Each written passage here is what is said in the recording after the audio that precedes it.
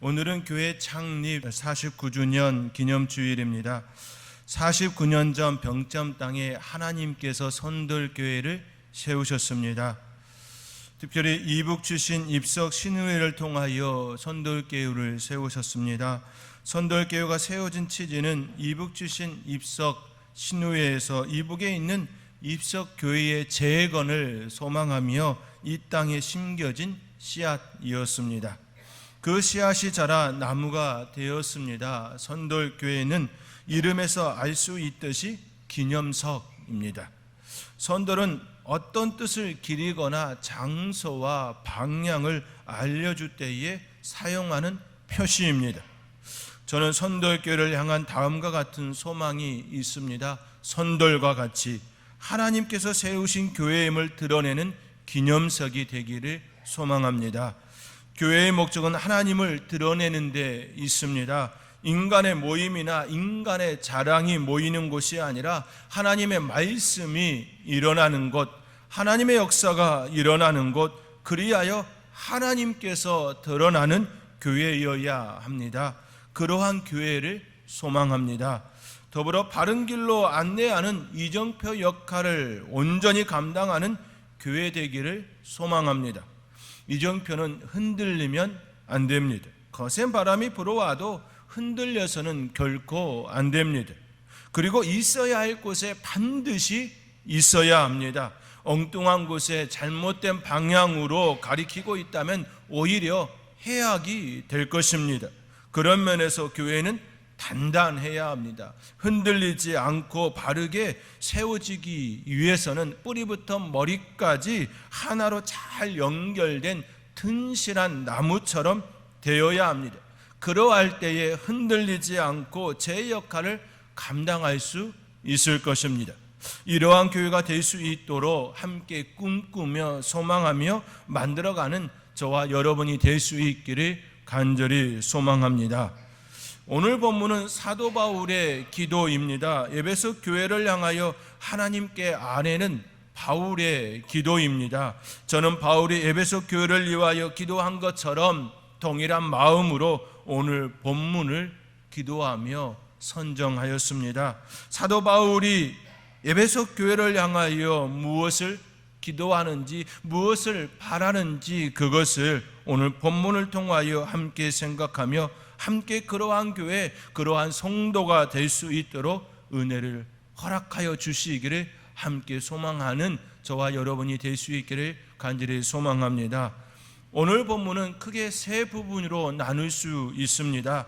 14절, 15절은 기도의 도입부입니다. 그리고 16절에서 19절까지는 기도의 내용입니다. 그리고 20절, 21절은 송영입니다. 기도의 도입부에는 사도 바울의 신앙 고백과 더불어 기도를 받으실 분에 대한 그분에 대한 고백이 드러나 있습니다. 우리 14절 15절의 말씀 함께 읽겠습니다. 이러므로 내가 하늘과 땅에 있는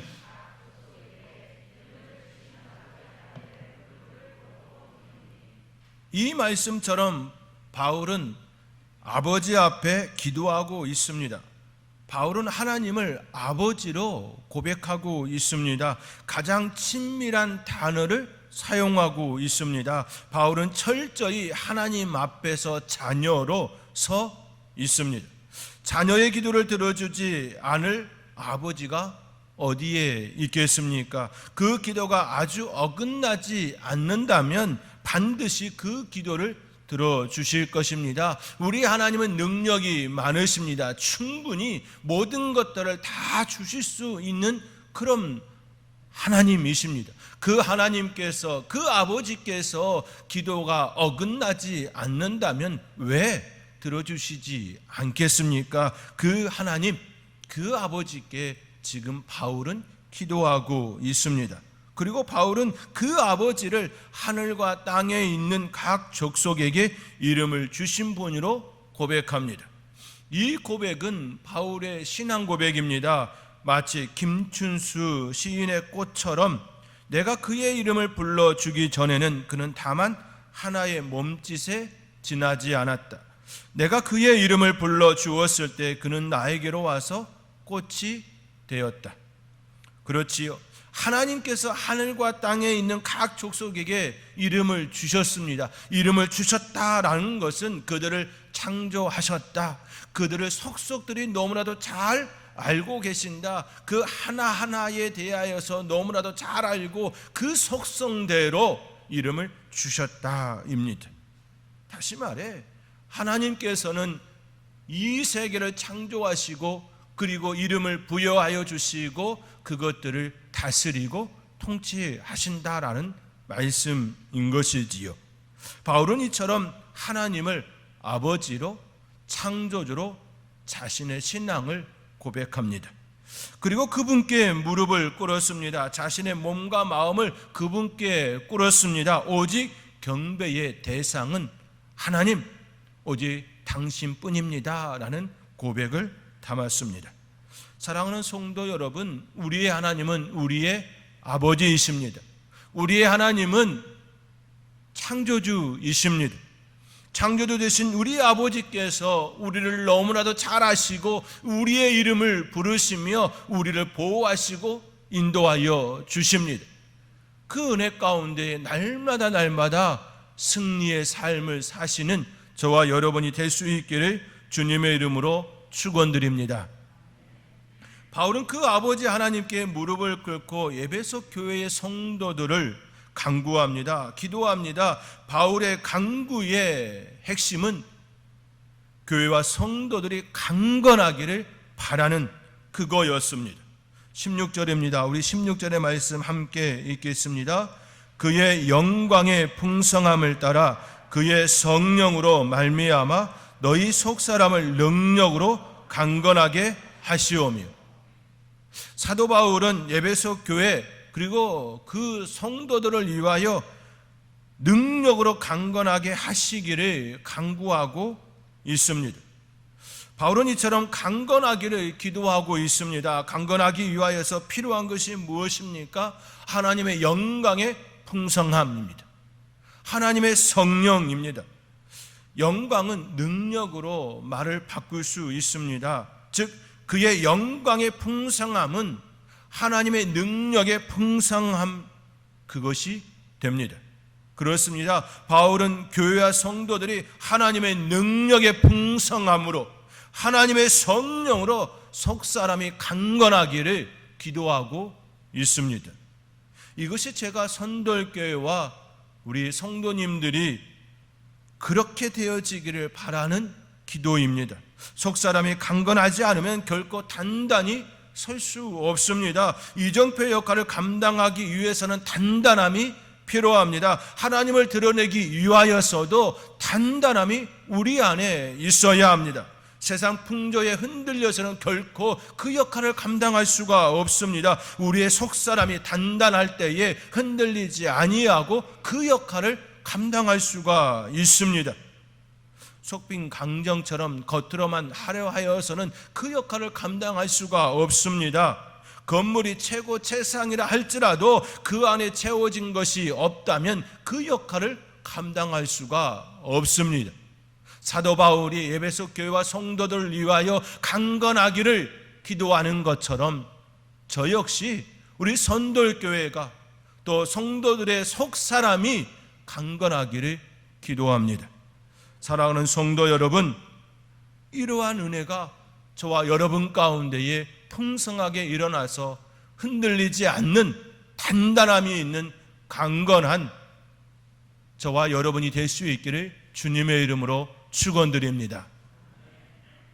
강건하기 위하여서는 그러면 어떻게 해야 할까요? 사도 바울의 기도에 따라 그 길에 대해 함께 생각해 보겠습니다. 첫째, 강건하기 위하여서는 그리스도께서 우리의 마음에 계셔야 합니다. 17절 상반절입니다. 믿음으로 말미암아 그리스도께서 너희 마음에 계시게 하시옵고. 믿음으로 말미암아 그리스도께서 너희의 마음에 계시게 하시옵고. 그리스도께서 우리의 마음에 계실 때에 우리는 강건할 수 있습니다. 진리가 우리 안에 들어올 때에 흔들리지 않습니다. 세상 속에 그리스도인으로서 살아낼 수 있는 힘이 그 안에 있게 하십니다. 진리 안에 거할 때에 세상 속의 그리스도인으로서 온전한 삶을 살아낼 수가 있습니다. 진리는 거짓을 이깁니다. 진리는 어둠을 물리칩니다. 진리는 빛과 함께 삶을 살아내게 합니다. 진리 되신 예수님을 우리는 믿음으로 우리 안에 모셔야 합니다. 다니엘의 사자 굴 속에서도 그의 몸이 조금 더 상하지 않았던 이유는 그의 하나님, 자기 하나님을 믿었기 때문이었습니다. 사무엘상 14장 33절에 왕이 심히 기뻐서 명하여 다니엘을 굴에서 올리라 하며 그들이 다니엘을 굴에서 올린즉 그의 몸이 조금 더 상하지 아니하였으니 이는 그가 자기의 하나님을 믿음이었더라. 그렇습니다. 믿음은 바라는 것들의 실상입니다. 보이지 않는 것들의 증거입니다. 다니엘이 보여준 믿음은 사자굴에서도 흔들리지 않도록 그의 몸과 마음을 강건케 하시고 보호케 하셨습니다. 그렇기에 믿음은 느낌이 아닙니다. 믿음은 실제입니다. 우리의 느낌은 우리를 속일 때가 참 많습니다. 지구 자전속도는 시속 10만 킬로미터입니다. 그러나 우리는 자전속도, 그 속도를 느끼지 못합니다. 만약 그 속도를 느낀다면 우리는 살아낼 수가 없습니다. 지구, 이 땅덩어리 위에서 우리는 결코 살 수가 없습니다. 비행기도 마찬가지입니다. 지나가는 비행기를 보면 매우 빠르게 느껴집니다.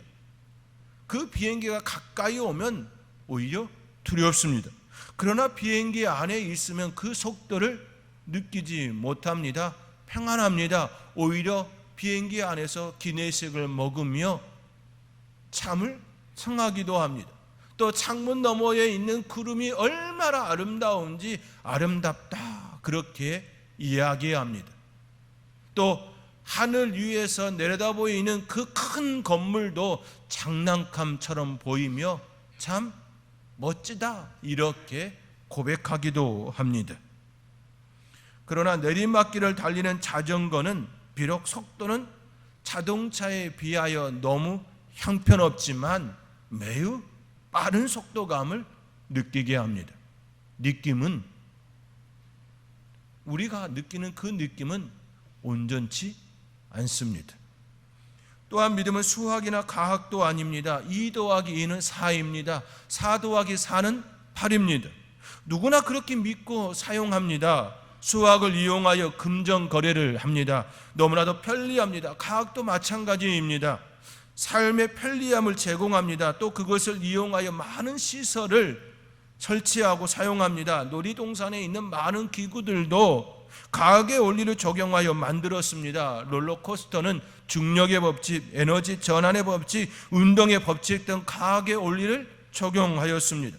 엘리베이터도 마찬가지이지요. 과학의 원리를 이용하여서 우리는 너무나도 실생활 속에서 편리하게 사용하고 있습니다. 그렇다고 그것이 우리의 생사를 주관하지는 않습니다. 죽기를 바라는 이에게 2 더하기 2는 4 이렇게 외친다고 하여서 그것이 그들의 마음을 사로잡지는 않습니다. 죽기를 바라는 이에게 중력의 법칙, 만유의 인력의 법칙을 소개한다고 해서 그들의 마음을 변하지도 않습니다. 상담가들은 말합니다. 자살을 선택하는 이에게 단 한 사람만이라도 그들 곁에 있었다면, 믿음을 주고 마음을 나눌 수 있는 단 한 사람만 그의 곁에 있었다면 결코 그것을 선택하지 않았을 거라고 말합니다. 마음을 나누고 믿음을 주는 한 사람이 생명을 살리는 것입니다. 그러기에 믿음은 새로운 시각을 갖게 하는 것입니다. 플라톤의 동굴의 비유처럼 동굴 속에서 손과 발, 목이 묶인 채 벽만을 볼 수 있는 상태에서 태양빛이 들어오고 지고 낮과 밤을 살아가는 사람이 있다면, 그 사람이 태어나서 그 동굴 밖으로 나올 때까지 그렇게 생활하고 있었다면 그림자로 비춰진 그 세계가 전부였을 겁니다. 훗날 동굴 밖으로 나와 실제 현상을 보아도 믿으려 하지 않을 것입니다. 태어나서 지금까지 그가 보았던 세계가 그 세계이기 때문이지요. 동굴 밖으로 나와서 점차 그것이 진짜임을 알게 되지요. 새로운 시각이 그에게 주어질 때에 바르게 볼 수 있게 됩니다. 믿음도 이와 같습니다. 새로운 시각을 부여받는 것입니다. 그 새로운 시각은 예수 그리스도로 이 세계를 보는 것입니다. 사람을 보는 것입니다. 동굴에서 나왔으면서도 여전히 동굴에 있는 것처럼 세상을 바라보고 사람을 바라보고 있다면 바르게 살아낼 수가 없습니다. 하나님의 은혜로 빛 가운데 나왔다면 예수 그리스도의 그 관점으로 세상을 보고 사람을 보며 우리의 삶을 살아내야 합니다. 이것이 믿음이고 믿음의 사람이 사는 방식입니다.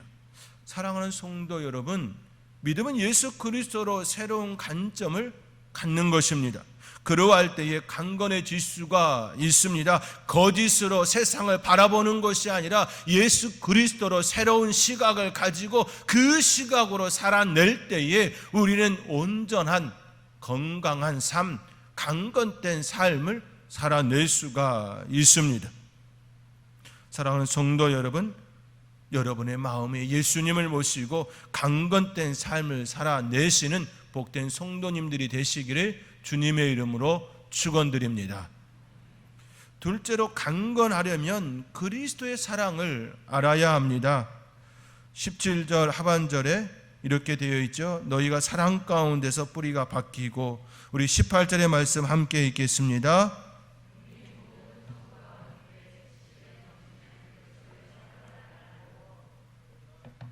뿌리가 박히고 터가 굳어져서 능히 모든 성도와 함께 지식이 넘치는 그리스도의 사랑을 알고, 사도 바울은 하나님 아버지께 예배소 교회와 성도들이 사랑 가운데서 뿌리가 박히고 터가 굳어져서 능히 성도와 함께 지식이 넘치는 그리스도의 사랑을 알기를 간구합니다.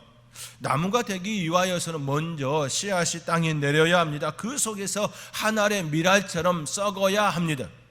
썩을 때 그 속에서 싹이 되고 줄기가 되고 나무가 될 수가 있습니다. 사랑하지 않으면 결코 자신을 내어줄 수가 없습니다. 어머니의 사랑이 있었기에 자녀가 출생하였습니다. 성장할 수 있었습니다. 사랑이 없으면 결코 바로 설 수가 없습니다.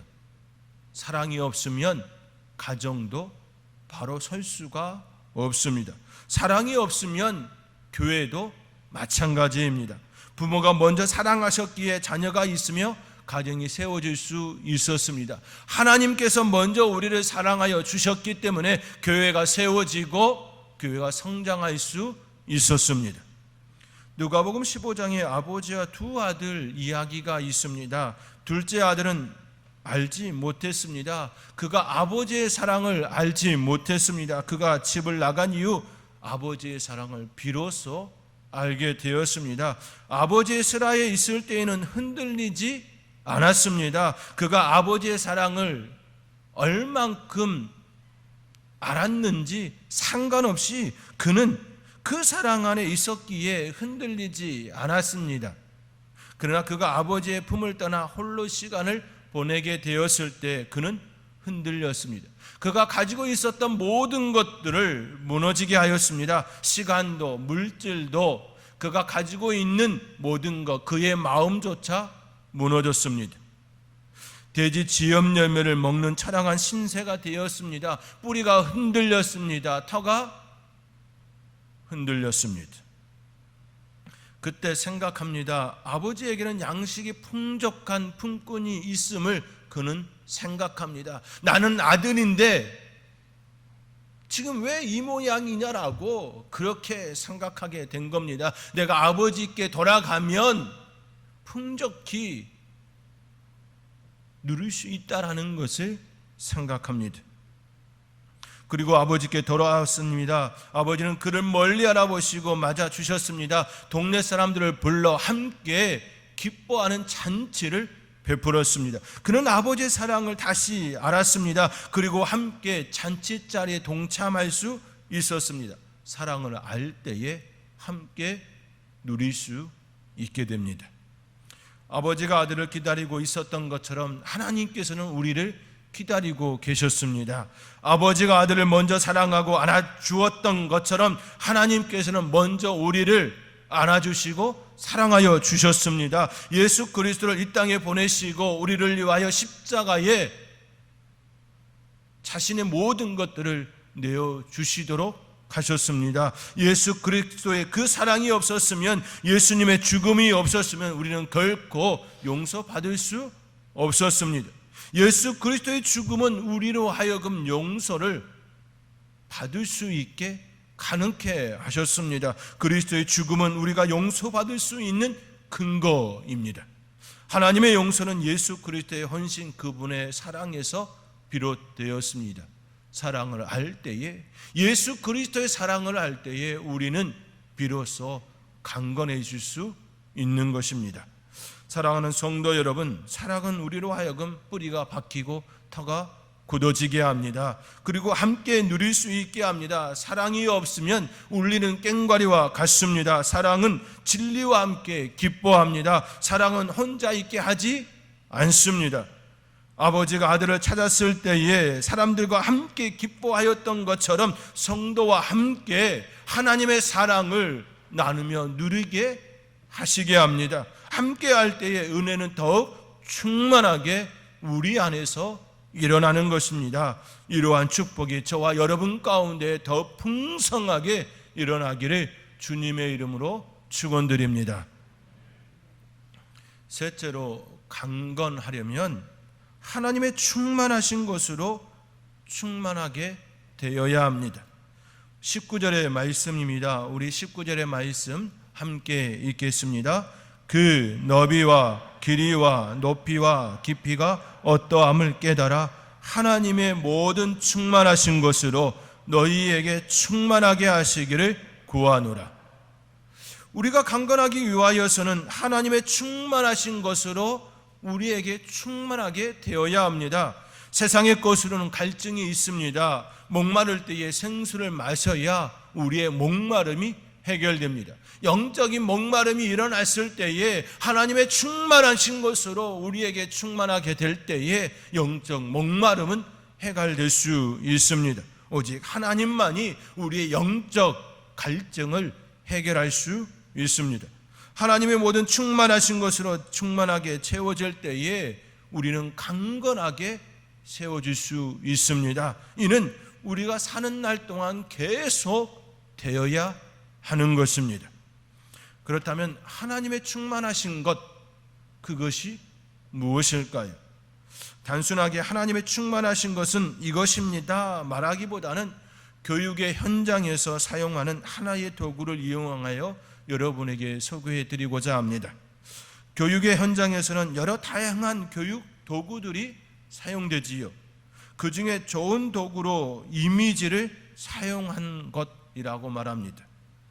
이미지가 한번 머리에 각인되면 계속해서 우리의 삶에 작용됩니다. 그 이미지가 우리의 삶을 계속해서 이끌어 가게 합니다. 시드니 해리스 기자는 교육의 목적은 거울을 창문으로 바꾸는 것이다 라고 말합니다. 거울과 창문의 이미지를 사용하여서 교육의 목적을 설명한 것이지요. 자기를 보는 것이 아니라 밖으로 바라보게 하는 것, 이것이 교육의 목적이다, 이렇게 이미지를 이용하여 설명한 것입니다. 이처럼 이미지는 매우 중요한 역할을 합니다. 하나님께서도 우리가 깨닫기를 바라는 마음으로 이미지를 사용하셨습니다. 하나님 자신을 표현하기 위하여 많은 이미지를 성경에 우리에게 알려주셨습니다. 그 이미지들은 우리로 하여금 하나님의 충만하신 것이 무엇인지 더욱더 잘 알게 하여 주십니다. 하나님께서는 이스라엘 민족을 포도나무로 비유하셨습니다. 그리고 자신을 농부로 말씀하시지요. 이것 자체가 이미지입니다. 우리는 포도나무이고 하나님은 농부가 되셨습니다. 농부는 포도원 지기로 모든 것들을 내어주시는 분이십니다. 농부의 충만한 것이 무엇입니까? 포도나무의 입장에서 접근하면 모든 좋은 것들입니다. 물을 공급합니다. 거름을 공급합니다. 해충을 막아줍니다. 거센 비바람이 오면 비바람을 막아줄 무언가를 설치해 줍니다. 바람이 많이 오면 고랑을 내어서 물이 그 안에 가득 고이지 않도록 길을 내어줍니다. 가장 좋은 것들을 하나님께서는 그렇게 주시겠다라고 이렇게 이미지 하나만으로 충분히 우리에게 설명해 주셨습니다. 하나님께서는 또한 자신을 목자라 이미지로 설명해 주셨습니다. 그것도 선한 목자다라고 말씀하시지요. 삭군이 아닙니다. 정성스레 양들을 돌보는 선한 목자이십니다. 선한 목자는 양들로 하여금 좋은 꼴을 먹이게 하십니다. 악한 자들이 들어오지 아니하도록 막아주십니다. 가장 좋은 것을 내어주시기 위하여서 그 자리에 있게 하십니다. 우리 하나님은 선한 목자이십니다. 선한 목자 이 하나의 이미지로도 하나님의 충만하신 것이 무엇인지 우리에게 너무나도 잘 드러내 주십니다. 사랑하는 성도 여러분, 하나님은 여러분에게 어떤 분이십니까? 그분이 주시는 좋은 것들은 무엇입니까? 하나님의 충만한 것들로 채워지기를 원하십니까? 그렇다면 먼저 여러분에게 어떤 하나님인지 고백하시기 바랍니다. 그 하나님께서 하나님의 충만하신 것들로 여러분에게 채워주실 것입니다. 그 충만하신 것으로 여러분을 채우실 때에 여러분은 강건하게 될 수밖에 없습니다. 흔들리지 아니하고 단단한 나무와 같이 그 어떤 것들이 온다 할지라도 능히 그 자리에 서 있게 하시는 것입니다. 그리하여 하나님을 드러내게 하십니다. 이정표의 역할을 온전히 감당하게 하십니다.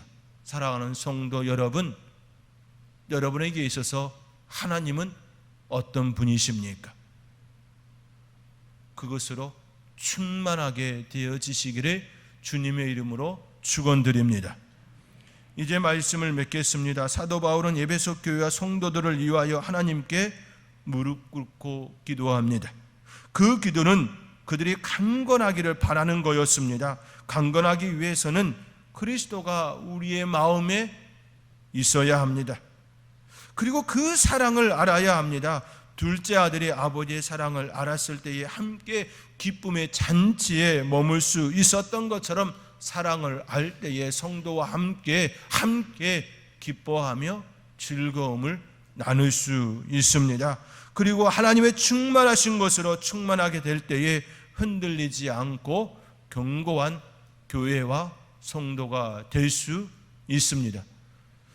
창립 49주년을 맞는 선돌교회가 흔들리지 않고 강건한 교회, 강건한 성도, 그러한 교회가 될 수 있기를 함께 소망하며 그러한 성도의 삶이 저와 여러분 가운데 온전히 일어나기를 주님의 이름으로 축원드립니다. 기도하겠습니다.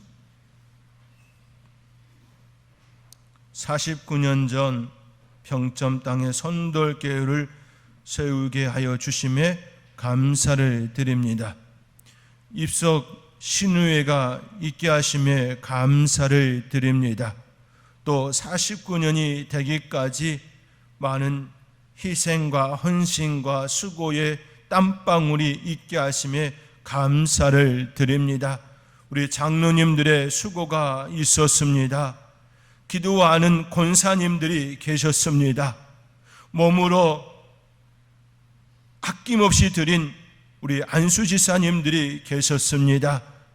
우리 지사님들이 그 자리에 머물러 섬김의 본이 있었습니다.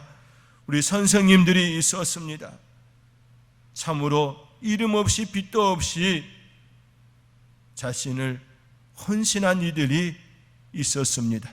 하나님, 지금까지 믿음의 선배들이 있게 하여 주심에 감사를 드립니다.